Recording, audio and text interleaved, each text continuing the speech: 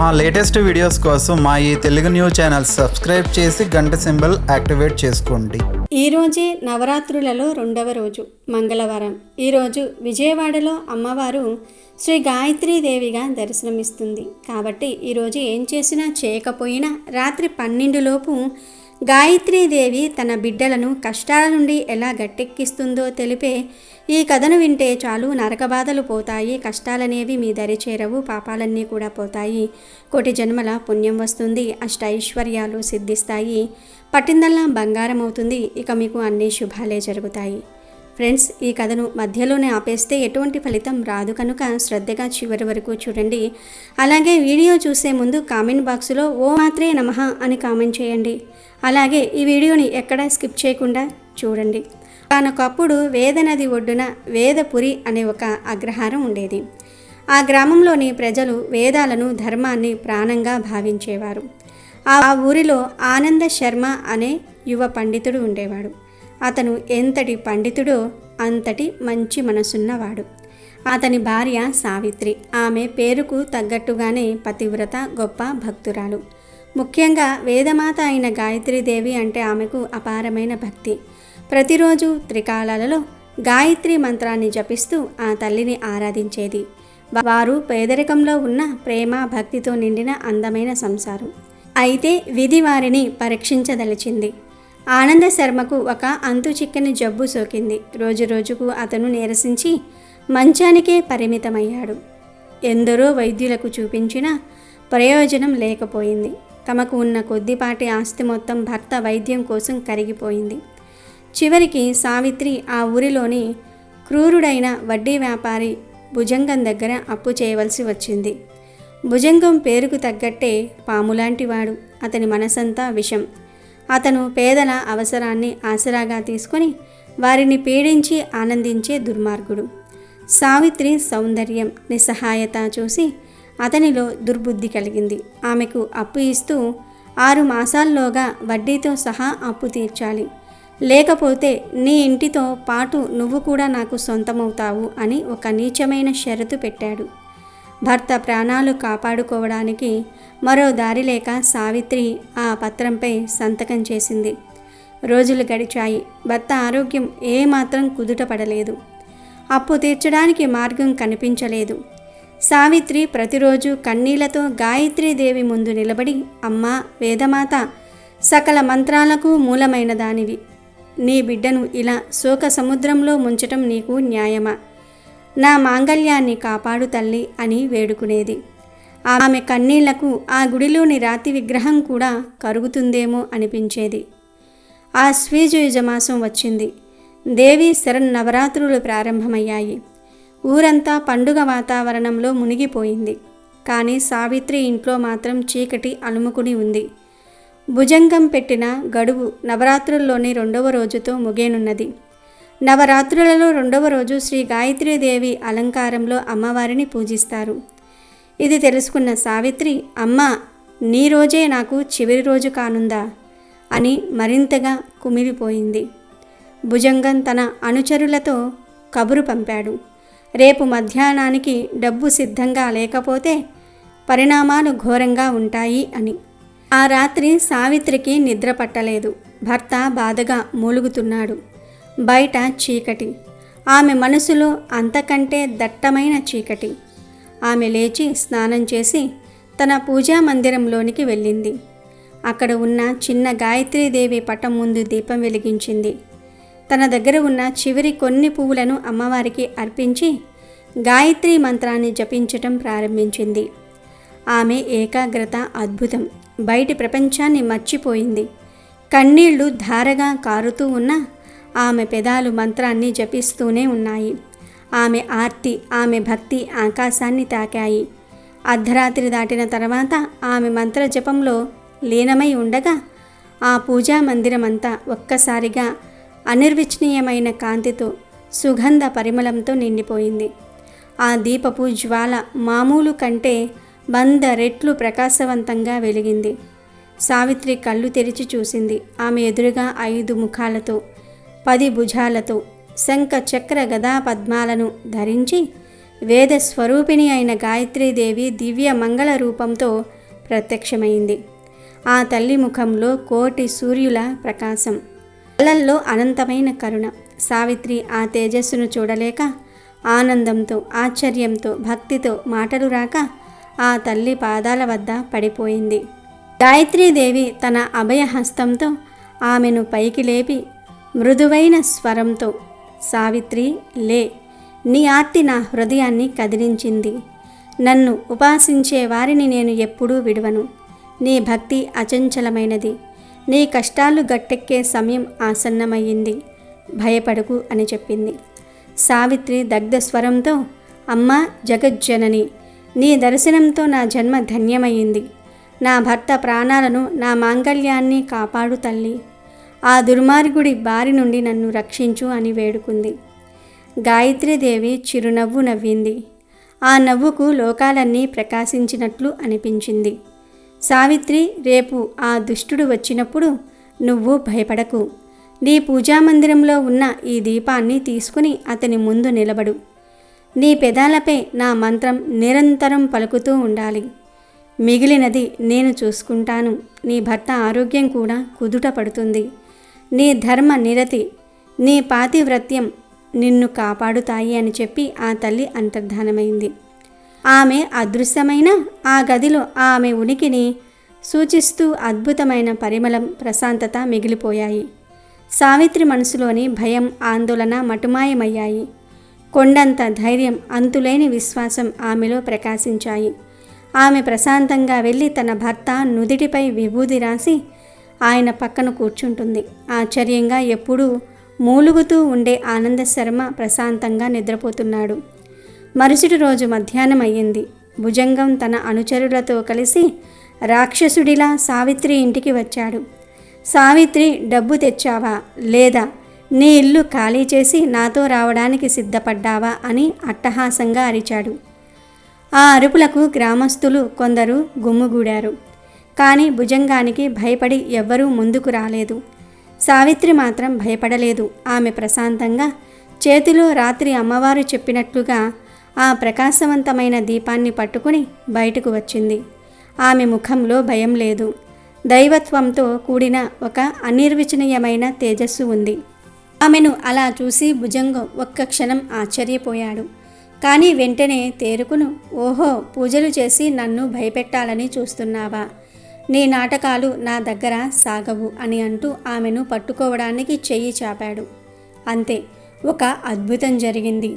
సావిత్రి పెదాల నుండి గాయత్రి మంత్రం గంభీరంగా వెలువడింది.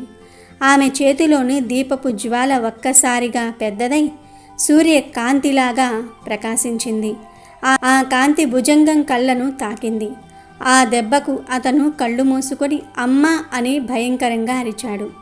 ఆ కాంతి అతనికి కేవలం వెలుగులా కనిపించలేదు. అది అతని జీవితాంతం చేసిన పాపాలను, అధర్మాన్ని, అతను పీడించిన నిస్సహాయుల కన్నీళ్లను ఒక సినిమా రీలులా అతని కళ్ళ ముందు చూపించింది. అతని ఆత్మ ఆ పాపపు భారాన్ని మొయ్యలేక అగ్నిలో కాలుతున్నట్లు విలవిలలాడింది. అతని అనుచరులు కూడా ఆ వేడికి తట్టుకోలేక భయంతో పరుగులు తీశారు. భుజంగం నేల మీద పడి పొర్లుతూ, క్షమించు తల్లి, నన్ను క్షమించు. నేను మహాపాపిని. అహంకారంతో కళ్ళు మూసుకుపోయి ఎందరినో బాధ పెట్టాను. నన్ను రక్షించు అని ఏడవటం మొదలుపెట్టాడు. ఆ దీపపు కాంతిలో అతనికి సావిత్రి రూపంలో పంచముఖ గాయత్రీదేవి దర్శనమిచ్చింది. అతనిలోని పాపమంతా ఆ జ్ఞానాగ్నిలో దగ్ధమైపోయింది. కొంతసేపటికి ఆ కాంతి తగ్గింది. దీపం మామూలు స్థితికి వచ్చింది. భుజంగా లేచి సావిత్రి పాదాలపై పడి, అమ్మా, నువ్వు సామాన్యమైన స్త్రీవి కావు, సాక్షాత్తు దేవతవు. నన్ను మన్నించు. ఇదిగో నీ రుణపత్రం అని ఆ పత్రాన్ని అక్కడికక్కడే చించివేశాడు. తటితో ఆగను. నేను దోచుకున్న వారందరి ఆస్తులను వారికి తిరిగి ఇచ్చేస్తాను. నా పాపానికి ప్రాయశ్చిత్తం చేసుకుంటాను అని ప్రయాణం చేసి ఒక సేవకుడిలా తల వంచుకుని అక్కడి నుండి వెళ్ళిపోయాడు. ఈ అద్భుతాన్ని చూసిన గ్రామస్తులందరూ ఆశ్చర్యంతో, భక్తితో సావిత్రికి నమస్కరించారు. సావిత్రి కళ్ళ నుండి ఆనంద బాష్పాలు రాలాయి. ఆమె లోపలికి పరిగెత్తింది. అక్కడ మంచం మీద ఆనంద శర్మ కళ్ళు తెరిచి సావిత్రి అని స్పష్టంగా పిలిచాడు. అతని జబ్బు మాయమయ్యింది. ఆ రోజు నుండి సావిత్రి భక్తి, గాయత్రీదేవి మహిమ ఆ ప్రాంతమంతా వ్యాపించాయి. భుజంగం నిజంగానే మారిపోయి తన ఆస్తినంతా పేదలకు పంచి తీర్థయాత్రలకు వెళ్ళిపోయాడు. ఆనంద శర్మ, సావిత్రి మళ్ళీ తమ ఆనందకరమైన జీవితాన్ని ప్రారంభించారు. నవరాత్రులలో కేవలం ఒక్కరోజు ఆర్తితో, అచంచలమైన నమ్మకంతో ఆరాధిస్తే వేదమాత అయిన గాయత్రీదేవి తన బిడ్డలను కష్టాల నుండి గట్టెక్కించి దుష్టులను కూడా శిక్షించి మార్చగలదని ఈ కథ నిరూపిస్తుంది. తల్లి కరుణకు అంతులేదని వేదపురి ప్రజలు తెలుసుకున్నారు. అలాగే ఈరోజు ఈ గాయత్రీదేవి కథను వింటే చాలు సకల సంపదలు సిద్ధిస్తాయి, సమస్యలు పోతాయి, కష్టాలు తీరుతాయి, అన్నీ శుభాలే జరుగుతాయి. శరన్నవరాత్రులలో ఈరోజు అమ్మవారు ముక్త, విద్రుమ, హేమ, నీల, ధవల వర్ణాలతో ప్రకాశిస్తూ భక్తుల ముందుకు వస్తారు. అదేవిధంగా రెండవ రోజు మనమందరం కూడా చదువుకోవలసిన మంత్రం ఏమిటి అంటే గాయత్రీదేవి మంత్రం. ఓం భూభువస్వః తత్సవితుర్వరేణ్యం భర్గో దేవస్య ధీమహి ధియో యో న ప్రచోదయాత్. పంచముఖాలతో దర్శనమిచ్చే అధిష్టాన దేవత అయిన గాయత్రీదేవిని పూజిస్తే అన్ని కష్టాలు తీరుతాయని భక్తుల నమ్మకం. అలాగే బుద్ధి తేజోవంతం కూడా అవుతుందని భక్తుల విశ్వాసం. ఇక అమ్మవారికి ఏ నైవేద్యాలు సమర్పించాలంటే అల్లం గారెలు మరియు కొబ్బరి అన్నాన్ని కానీ కొబ్బరి పాయసాన్ని కానీ నైవేద్యంగా పెట్టాలి. గాయత్రీదేవికి ఏ రంగు చీరను కట్టాలంటే కనకాంబరం రంగు చీరను కట్టాలి. విజయవాడలో అమ్మవారికి ఈ రంగు చీరే కడతారు. ముఖ్యంగా గాయత్రి మాతను శబ్ద రూపంలోనే పూజించాలి. అంటే అమ్మవారి మంత్రోచ్చారణ అలా చేస్తూనే ఉండాలి. అప్పుడే ఆవిడ ప్రసన్నమవుతుంది. కనుక ఈరోజు మీకు వస్తే 108 సార్లు గాయత్రి మంత్రాన్ని చదువుకోండి. పూర్వం ఒకప్పుడు అరుణుడు అనే బలవంతుడైన రాక్షసుడు ఉండేవాడు. అతడు దేవతలను ద్వేషించేవాడు. దేవలోకాన్ని పూర్తిగా జయించాలనే కోరికతో 10,000 సంవత్సరాలు గంగా తీరంలో నిరాహార దీక్షతో గాయత్రి జప పారాయణుడై తీవ్రమైన తపస్సు చేశాడు. తపోదీక్షలో ఉన్న అరుణుని శరీరం నుండి దుస్సహమైన అగ్ని వెలువడింది. ఆ వేడిమికి లోకాలన్నీ కూడా తపించిపోయాయి. దేవతలు కలత చెంది బ్రహ్మదేవుణ్ణి శరణు వేడారు. అప్పుడు బ్రహ్మదేవుడు అరుణుడి దగ్గర ప్రత్యక్షమై ఏం వరం కావాలో కోరుకో అన్నాడు. అప్పుడు అరుణుడు తనకు మృత్యువు లేని జీవనం కావాలన్నాడు. ప్రకృతి ధర్మమైన మరణం లేకుండా వరం ఇవ్వటం అసాధ్యమని, మరేదైనా వరం కోరుకో అని బ్రహ్మదేవుడు చెప్పాడు.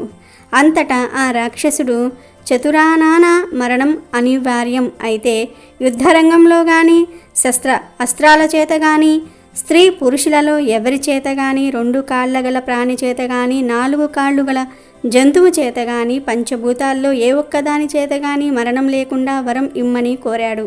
దానికి బ్రహ్మ తదాస్తు అన్నాడు. బ్రహ్మదత్త వరగర్వంతో అనురుడు రాక్షస గణంతో కలిసి దైవలోకాన్ని ఆక్రమించడానికి సంసిద్ధుడయ్యాడు. ముందుగా ఒక దూడను ఇంద్రుని వద్దకు పంపి యుద్ధానికి సిద్ధమవ్వమని కబురు చేశాడు. ఇంద్రుడు భయపడి బ్రహ్మ వద్దకు వెళ్ళి మొరపెట్టుకున్నాడు. బ్రహ్మ అతన్ని వెంట పెట్టుకుని వైకుంఠానికి రాగా విష్ణువు, బ్రహ్మ, ఇంద్రాదులతో కలిసి కైలాసానికి వెళ్ళాడు. ధ్యానముద్రలో ఉన్న శంకరుడు వారి మొర విని ఆ రాక్షసుడు గాయత్రీ జప పారాయణుడని, అతడు గాయత్రీ జపాన్ని మానివేయటమో మరిచిపోవటమో చేస్తే తప్ప అతన్ని వధించటం సాధ్యం కాదని చెప్పి అందుకు తరుణోపాయం కోసం పరాశక్తిని ప్రార్థించవలసినదిగా సూచించాడు. అప్పుడు బ్రహ్మేంద్రాది దేవతలు ఈశ్వరుని సూచన అనుసారం పరాశక్తిని ఆరాధించారు. మాయోపాయం చేత అరుణుడి చేత గాయత్రీ జపం మాన్పించడానికి తగిన ఆలోచన దేవగురువైన బృహస్పతికి తట్టింది.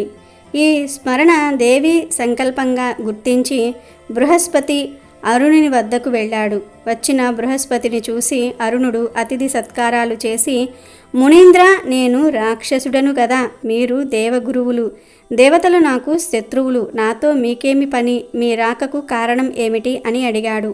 అందుకు బృహస్పతి నవ్వి, రాక్షసరాజా, నీవిలా అనటం భావ్యం కాదు. మా ఆరాధ్య దైవమైన గాయత్రీ దేవతను నిరంతరం నీవు ధ్యానిస్తూ ఆమె మంత్రాన్ని జపిస్తూ ఉన్నావు. మేము జపించే మంత్రాన్నే నువ్వు జపిస్తూ ఉన్నావు కనుక ఆ రీత్యా మనం మిత్రులమే కానీ శత్రువులం కాదు అని సమాధానమిచ్చాడు.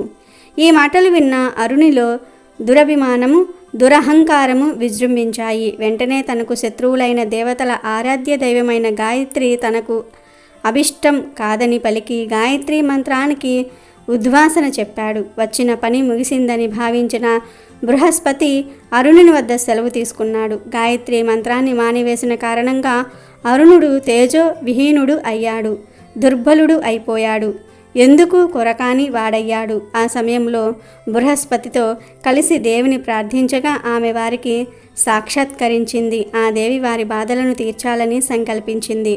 అంతటా ఆ పరాశక్తి తన మాయా విలాసం చేత భ్రమరాలను ప్రేరేపించింది. కోట్లాదిగా తుమ్మెదలు చెలరేగి భూమ్యాకాశాలను కప్పివేసి రాక్షసుల శరీరాలను ఆక్రమించి చెవుల్లో భరించరాని వృధ చేస్తూ ఒకరి మాట ఒకరికి చెప్పడానికి వినడానికి అవకాశం లేకుండా చేసి కాళ్ళు చేతులు కదిలించే అవకాశం కూడా లేకుండా చేశాయి. దేవి ఆజ్ఞానుసారం అలా కోటాను కోట్ల భ్రమరాలు ఒక్కసారిగా విజృంభించి అరుణుడిని అతని అనుచర వర్గాన్ని యుద్ధం లేకుండానే శస్త్ర అస్త్రాలతో పని లేకుండానే సంహరించాయి. ద్విపాద చతుర్పాద ప్రాణుల వల్ల తనకు మరణం లేకుండా వరం కోరుకున్న ఆ దానవుడు షష్పాద అంటే 6 పాదాలు గలది అయినటువంటి తుమ్మెద వల్ల మరణించాడు. తాను కనికరించి రాక్షస బాధను నివృత్తి చేసిన ఆ జగన్మాతను ఆనాటి నుండి దేవతలందరూ కూడా భ్రామరీ దేవతగా పూజించి ఆమె అనుగ్రహం పొందసాగారు. అలాగే ఈరోజు ఈ గాయత్రీదేవి కథను వింటే చాలు విశేషమైన అమ్మవారి అనుగ్రహం లభిస్తుంది, సకల ఐశ్వర్యాలు సిద్ధిస్తాయి. పూర్వం నిరంతర గాయత్రి ఉపాసకుడైన గౌరీపతి అనే ఒక వ్యక్తి ఉండేవాడు. అతను ఎప్పుడూ గాయత్రీదేవి ఉపాసన చేస్తూ ఉండేవాడు. ఆయన ఇంటి పక్కనే సింహాచలం అనే నాస్తికుడు ఉండేవాడు. అతను ఒక రైతు, అందరికీ సాయం చేసేవాడు, ఆపదలో ఉన్నవారిని ఆదుకునేవాడు, మంచి మనసున్నవాడు. కానీ దేవుణ్ణి మాత్రం నమ్మేవాడు కాదు, ఏ పూజలు చేసేవాడు కాదు. అలా కాలక్రమంలో వారిద్దరూ వృద్ధాప్యంలో అడుగుపెట్టి మరణించారు. గౌరీపతి కోసం దేవదూతలు వచ్చారు. దేవదూతలు అతన్ని మణిద్వీపం చేర్చి అమ్మవారి చెంత వదిలి వెళ్ళారు. తేజస్సుతో వెలిగిపోతున్న అమ్మవారిని చూసి పులకించిపోయాడు గౌరీపతి. అంతలో అదే దేవదూతలు అతనికి బాగా తెలిసిన సింహాచలాన్ని తీసుకొచ్చారు. అతడిని చూసి ఆశ్చర్యపోయాడు గౌరీపతి. అప్పుడు గౌరీపతి, అమ్మా, నాదొక సందేహం ఉంది, తీరుస్తారా అని వినమ్రంగా అన్నాడు. ఏమిటన్నట్టు చూసింది మాత. అప్పుడు గౌరీపతి ఇలా అన్నాడు, అమ్మా, నా చిన్నప్పటి నుంచి నీ మంత్రోపాసనే శ్వాసగా జీవిస్తున్నాను. నీ పూజలు తప్ప నాకు మరేమీ తెలియదు. జీవన పర్యాంతం నీ సేవలో గడిపాను. నీ అనుగ్రహం కోసం నేను ఇంత కష్టపడితే నీ పేరు కూడా తలవని పరమ నాస్తికుడైన సింహాచలం నీ సన్నిధికి ఎలా రాగలిగాడు అని అడిగాడు గౌరీపతి. అప్పుడు గాయత్రీదేవి ప్రశాంతంగా నవ్వి, భక్త, అతను నాస్తికుడే, కానీ నా కోసం ఆకుపచ్చ దీపాలు వెలిగించాడు. గౌరీపతి, సింహాచలం నాకు పూజలు చేయకుంటేనేం, అతను నిర్వర్తించింది నా సేవే. ఎప్పుడూ పరుల సౌఖ్యం గురించి ఆలోచించేవాడు. మొక్కలు నాటుతూ మైళ్ళ కొద్దీ భూమిని పచ్చదనంతో నింపాడు. పశుపక్షాదులకు ఆశ్రయం కల్పించాడు. అతను వెలిగించిన ఆ ఆకుపచ్చ దీపాలతో నేనెంతో సంతోషించాను. అందుకే అతనికి నా లోకం ప్రాప్తించింది అంది గాయత్రీదేవి. గౌరీపతి అమ్మవారి వైపు చూస్తూ చెమర్చిన కళ్ళతో నమస్కరించాడు. అద్దన్నమాట సంగతి. నిరంతరం పూజతోనే దేవరుల అనుగ్రహం పొందవచ్చు అనుకుంటే పొరపాటు. పరుల కోసం ఆలోచించటము, కష్టపడే వారికి సాయం అందించటము, ఉపకారంతో దేవతాస్తుతి చేయటం ద్వారా కూడా ఉన్నత గతులు అందుతాయని గాయత్రీ మాత ఈ కథ ద్వారా తెలియజేసింది. అలాగే ఈరోజు ఈ పవిత్ర కథను వింటే చాలు సకల సంపదలు సిద్ధిస్తాయి, సమస్యలు పోతాయి, కష్టాలు తీరుతాయి, అన్నీ శుభాలే జరుగుతాయి. ఒకసారి గాయత్రీదేవి అంటే ఎవరు అనే సందేహం వశిష్ఠ మహర్షికి వచ్చింది. వెంటనే మహర్షి విధాత వద్దకు వెళ్ళి గాయత్రీ తత్వాన్ని తెలుపమని వేడుకోగా, మహర్షి నా స్ఫురణ మాత్రంగా ఏ చైతన్య శక్తి ఉత్పన్నమయ్యిందో దానినే జ్ఞానము లేక వేదముగా చెప్పుకోవచ్చు. దీనినే గాయత్రీ నామంతో వ్యవహరిస్తారు. నా నుండి అగ్ని, అగ్ని నుండి వాయువు, వాయువు నుండి ఓంకారం, ఓంకారంతో శృతి, శృతితో వ్యాహృతి, వ్యాహృతితో గాయత్రి, గాయత్రితో సావిత్రి, సావిత్రితో వేదాలు, వేదాలతో సమస్త క్రియలు ఉత్పన్నమవుతూ ఉన్నాయి అని బ్రహ్మ తెలియజేశాడు. గాయత్రీ మంత్రంలో 24 దేవతా శక్తులు నిక్షిప్తమై ఉన్నాయి. త్రికాలంలోనూ గాయత్రీ మంత్రాన్ని అనుష్ఠించటం వల్ల ఎంతో మేలు జరుగుతుంది. ఆరోగ్యము, సంకల్ప బలము, ఏకాగ్రత, ఇంద్రియాలపై అదుపు సాధించడానికి ఈ మంత్రం ఉపయోగపడుతుందని మన ప్రాచీన ఋషులు చెప్తూ ఉన్నారు. అటువంటి గాయత్రీ మంత్రాన్ని మించిన మంత్రం, గాయత్రీ దేవిని మించిన దైవం మరెవ్వరూ లేరన్నది అక్షర సత్యం.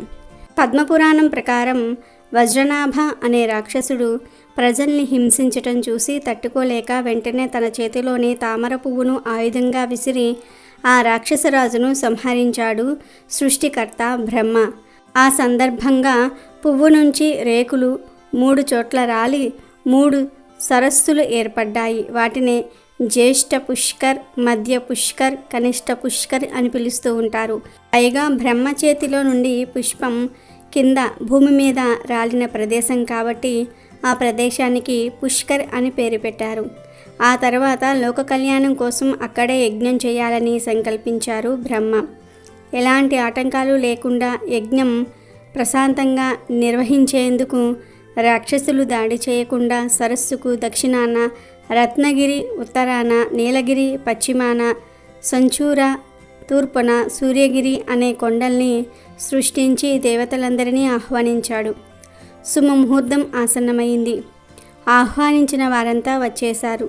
సరస్వతీదేవిని తీసుకుని రమ్మని కుమార్తెను నారదుణ్ణి పంపించాడు బ్రహ్మ. నారదుడు వెళ్ళేసరికి సరస్వతీదేవి రావడానికి సిద్ధంగానే ఉంది. కానీ కలహభోజనుడు ఊరికే ఉంటాడా? నువ్వు ఒక్కదానివే, అప్పుడే వచ్చి ఏం చేస్తావు? నీ స్నేహితులతో కలిసి రమ్మని సలహా ఇచ్చాడు.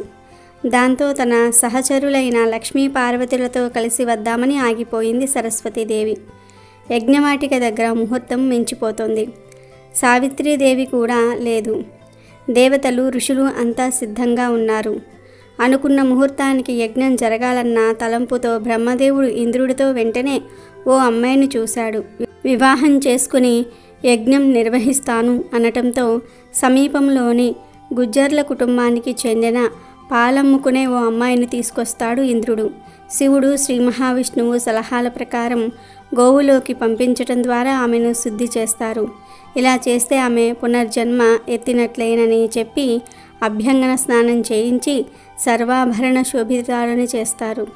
గోవుతో శుద్ధి చేయబడినది కాబట్టి ఆమెకు గాయత్రి అని నామకరణం చేసి నిర్ణీత సమయానికి యజ్ఞం ప్రారంభించారు.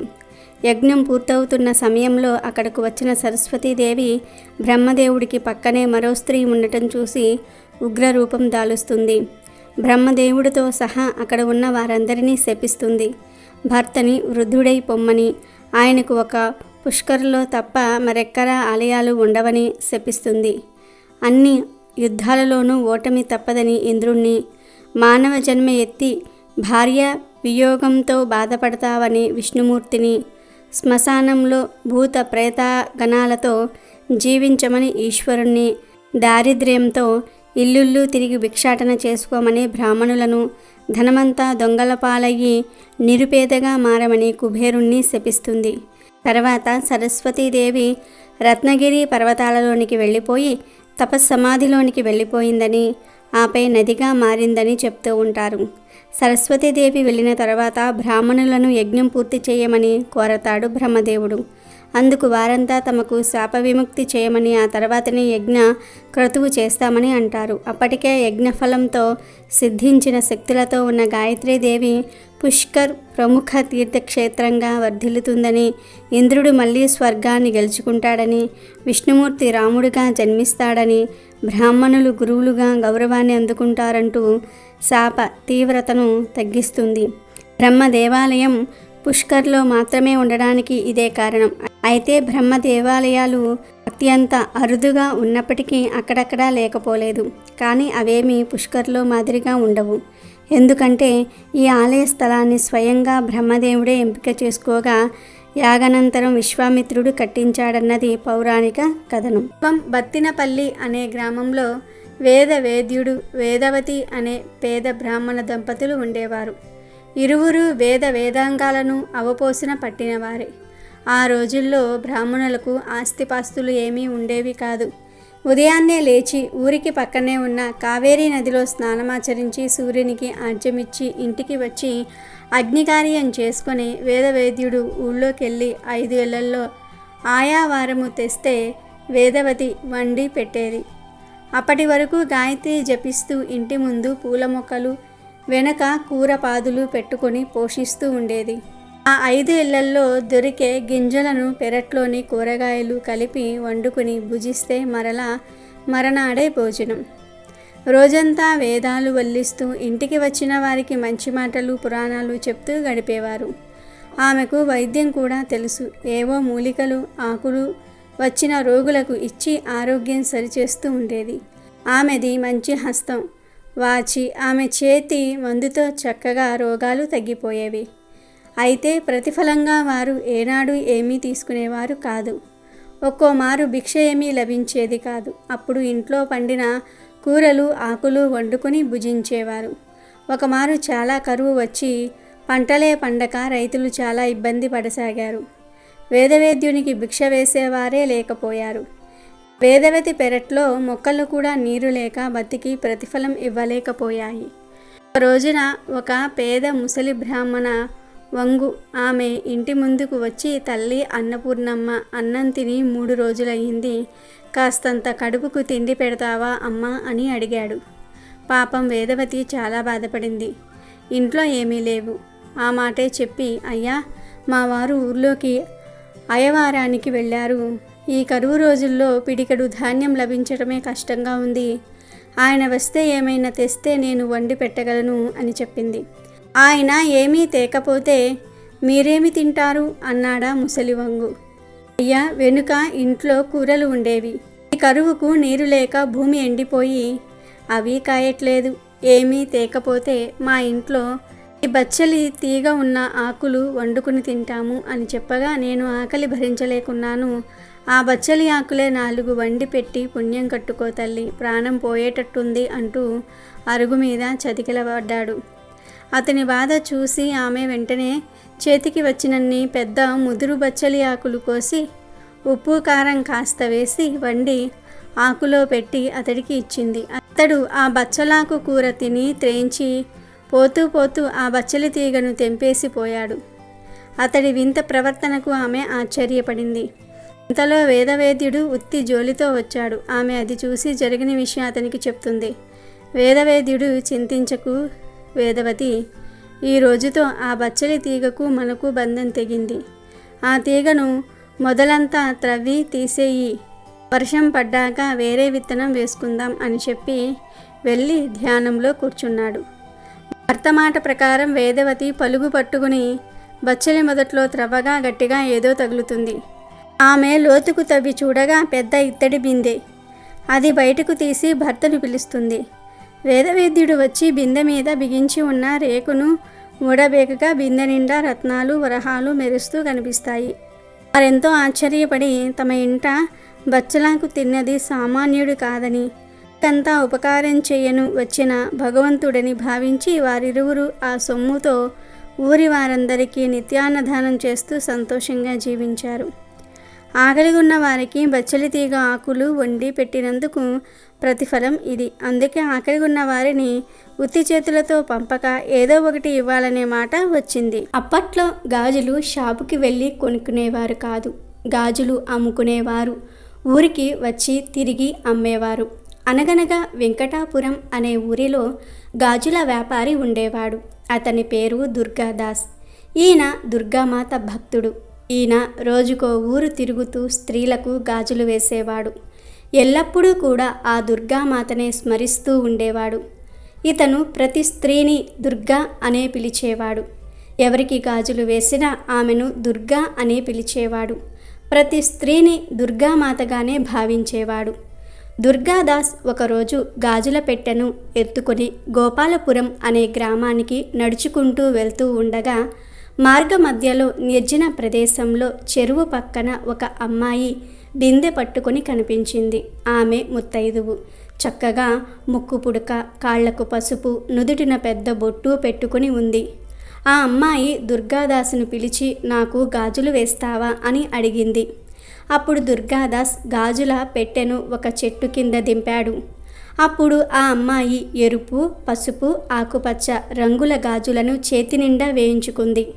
అప్పుడు ఆ అమ్మాయి దుర్గాదాసుతో, నేను మా అత్తవారి ఇంట్లో ఉన్నాను. నువ్వు గోపాలపురం వెళ్తూ ఉన్నావు కదా, శివాలయం పక్కన ఒక పెద్ద అరుగుల ఇల్లు ఉంటుంది. ఆ ఇల్లు మాదే. ఈ గాజులకు డబ్బులు మా నాన్నగారు ఇస్తారు.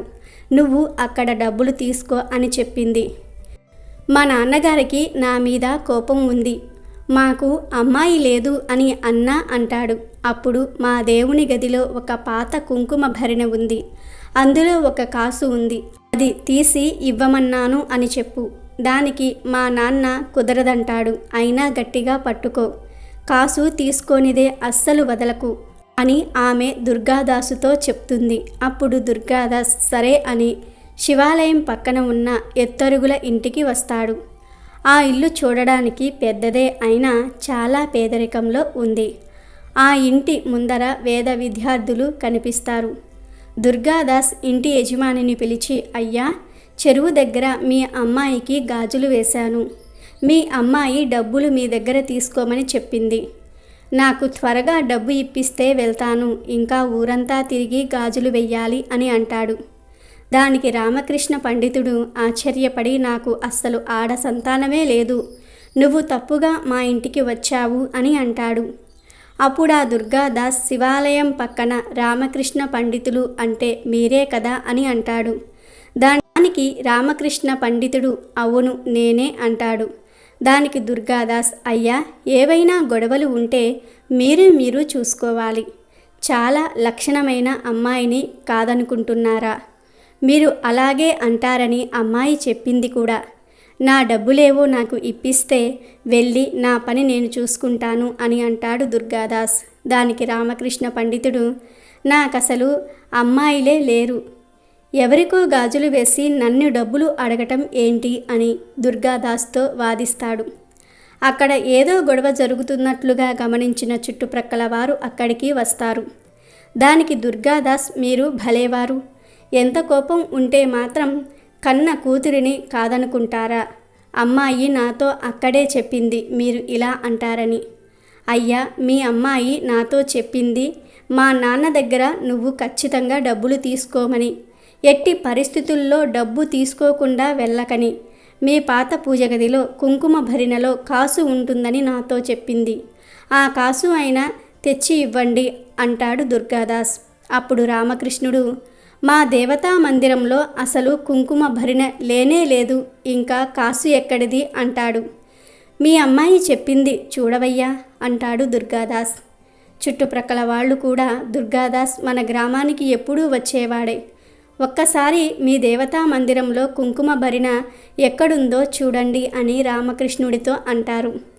ఈ తతంగమంతా వింటున్న పండితుని తల్లి పూజామందిరంలో ఎక్కడో చిన్న మీట ఉన్నట్లు నాకిప్పుడు జ్ఞాపకం వస్తుందిరా. ఒక్కసారి బాగా చూడు, అందులో కుంకుమ భరిణ ఉండవచ్చు అంది ఆ వృద్ధురాలు. రామకృష్ణుడికి కొద్దిసేపు వెతికాక ఒక చిన్న మీట కనిపిస్తుంది. దాన్ని తాకగానే ఒక కుంకుమ భరిణ బయటకు వస్తుంది. ఆ కుంకుమ భరిణలో ఒక చిన్న అమ్మవారి ప్రతిమతో పాటు ఒక బంగారు కాసు కూడా ఉంటుంది. అప్పుడు రామకృష్ణుడు మనసులో, అసలు ఇక్కడ కుంకుమ భరిణ ఉన్న విషయం నాకు ఇంతవరకు తెలియదు. నా తల్లి కూడా ఇంతవరకు నాకు చెప్పలేదు. నా తల్లికి తెలిసిన ఈ విషయం ఆ అమ్మాయికి ఎలా తెలిసి ఉంటుందో అని ఆలోచిస్తాడు. రామకృష్ణుడు కుంకుమ భరిణలో చెయ్యి పెట్టగానే ఒక బంగారు కాసు తగులుతుంది. వెంటనే ఆ కాసును బయటకు తీస్తాడు. ఆ తర్వాత ఇంకోసారి కుంకుమ భరిణలో చెయ్యి పెడతాడు. మళ్ళీ ఇంకో కాసు వస్తుంది. ఇలా చెయ్యి పెట్టిన కొద్దీ కాసులు వస్తూనే ఉంటాయి. రామకృష్ణుడు ఒక్కసారిగా ఆశ్చర్యానికి లోనవుతాడు. అప్పుడు ఆ కాసును తన తల్లికి చూపిస్తాడు. అప్పుడు ఆ వృద్ధురాలు, ఇది మా తాతగారి కాలానికి చెందింది. ఈ కుంకుమ భరిణలో అమ్మవారి ప్రతిమను ఉంచి మా తాతగారు ఈ ప్రతిమను ప్రతిరోజు భక్తి శ్రద్ధలతో అర్చించేవారట. తర్వాతి కాలంలో ఈ అమ్మవారి ప్రతిమను పూజించటం మానివేశారు అని ఆ వృద్ధురాలు చెప్తుంది. అప్పుడు ఇంటివారు అందరూ కూడా ఆ పూజామందిరం నుంచి కాసులు తీసుకొని బయటకు వచ్చి, దుర్గాదాస్, నువ్వు ఎవరిని చూశావో ఆ అమ్మాయిని మాకు చూపిస్తావా అని అడుగుతారు. బంగారు కాసులతో బయటకు వచ్చిన రామకృష్ణుడిని చూసి ఊరంతా ఆశ్చర్యపోతారు. అప్పుడు దుర్గాదాస్ ఊరు వాళ్లను మరియు రామకృష్ణుడి కుటుంబాన్ని చెరువు దగ్గరకు తీసుకుపోతాడు. ఇక్కడే ఆ అమ్మాయిని చూశాను అని చెప్తాడు. కానీ ఆ చెరువు పక్కన ఎవ్వరూ కూడా కనిపించరు. ఆ చెరువు చూడడానికి పద్మాలతో నిండిన సరోవరంలా కనిపిస్తుంది. అందరూ కొద్దిసేపు వెతికాక ఎవరో చెరువులోకి వెళ్ళినట్లు అడుగులు కనిపిస్తాయి. అడుగులు చెరువు నుండి బయటకు వచ్చినట్లు మాత్రం లేవు. అప్పుడు ఊరి వాళ్ళు దుర్గాదాస్తో, వాళ్లకు అసలు అమ్మాయిలే లేరు, అయినా నీటి కోసం ఇంత దూరం ఎవ్వరూ కూడా రారు అని అంటారు. అప్పుడు దుర్గాదాస్, అమ్మా దుర్గమ్మ, వీళ్ళకిప్పుడు ఆ అమ్మాయి కనబడితే తప్ప ఎవ్వరూ కూడా నా మాట నమ్మరు. ఊరు వాళ్ళ దృష్టిలో నేను అబద్ధాల వాణ్ణి అవుతాను అని బాధపడుతూ చెరువు వైపు దుర్గామాత అని గట్టిగా మొరపెట్టుకుంటే అప్పుడు చెరువులో నుంచి 2 చేతులు బయటకు వస్తాయి. 2 చేతులకు ఎరుపు, పసుపు, ఆకుపచ్చ రంగుల గాజులు కనిపిస్తాయి. దుర్గాదాస్ ఈ దృశ్యాన్ని, అద్భుతమైన ఈ సన్నివేశాన్ని చూసి స్పృహ తప్పి పడిపోతాడు. ఈ సన్నివేశాన్ని ఊరంతా కూడా చూస్తుంది. ఊరంతా మొక్కుతారు. అప్పుడు అందరూ చాలా సంవత్సరాలుగా నిక్షిప్తమై ఉన్న అమ్మవారిని పూజించడానికి ఆ దుర్గామాతే స్వయంగా ఈ విధంగా అనుగ్రహించింది అని అనుకుంటారు. అప్పట్నుంచి రామకృష్ణుడు, వారి కుటుంబం భక్తి ప్రవర్తులతో అమ్మవారిని పూజించటం ప్రారంభించారు. ఆ కుటుంబం ఆ అమ్మవారి అనుగ్రహంతో సుఖ సంతోషాలతో, సిరి సంపదలతో వర్ధిల్లింది.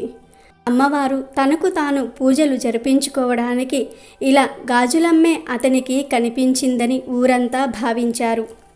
గాజులమ్ముకునే వ్యాపారికే అమ్మవారు ఎందుకు కనిపించారంటే, ఆయన పెద్ద పెద్ద పూజలు, హోమాలు ఏమీ చేయలేదు. కానీ ఎప్పుడూ దుర్గామాతనే తలుచుకుంటూ ఉండేవాడు. ప్రతి స్త్రీని దుర్గాదేవిగానే భావించేవాడు. ప్రతి స్త్రీని దుర్గా అనే పిలిచేవాడు. దీనిని బట్టి అర్థమయ్యేది ఏమిటంటే, నిజమైన భక్తి కలిగిన వారికే అమ్మ సాక్షాత్కరిస్తుంది. కాబట్టి ఈరోజు రాత్రి 12లోపు ఈ కథలు విన్నవారికి అమ్మవారి సంపూర్ణ అనుగ్రహం కలుగుతుంది. జన్మల పాపాలు పోతాయి, కోటి జన్మల పుణ్యం వస్తుంది. దశ మారిపోతుంది. ఇక అన్ని శుభాలే జరుగుతాయి. అమెజాన్లో బెస్ట్ డిస్కౌంట్స్ కోసం వీడియో డిస్క్రిప్షన్లో లింకు ఉంది, చూడండి. అలాగే మా టెలిగ్రామ్ ఛానల్ సబ్స్క్రైబ్ చేసుకోండి.